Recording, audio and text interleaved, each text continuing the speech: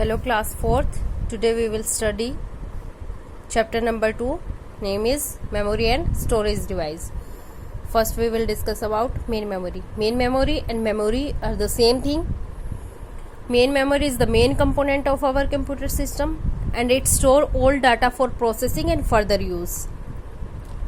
Our main memory in our computer system store data in form of 0 and 1, that's called digits, and these digits are also called binary digits or bits.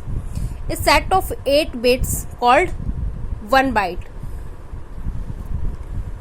Here some measurement of memory we will discuss. 1 bit is 0 or 1. Only 0 is 1 bit and only 1 is also 1 bit. 1 byte is a combination of 0 and 1 is, that is 8 bit. Combination of 8 bit is called 1 byte. 1 kilobyte is equal to 1024 byte, that is KB, 1 KB, and KB is abbreviation of kilobyte.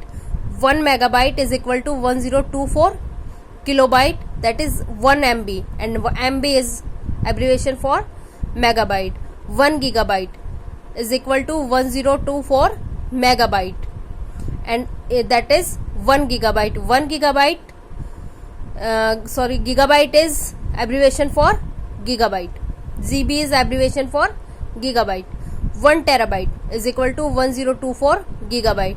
It's is equal to 1 terabyte, and terabyte is abbreviation for TB is abbreviation for terabyte. 1 petabyte is equal to 1024 terabyte, and PB is abbreviation for petabyte.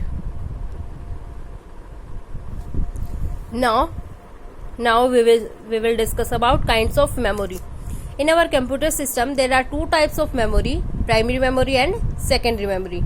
In primary memory are RAM and ROM, and in secondary memory hard disk, floppy disk, DVD, CD, DVD, flash disk. And in primary memory is the main memory of our computer system. All memory, either memory primary memory and either primary memory or secondary memory, are mounted on the motherboard of our computer system.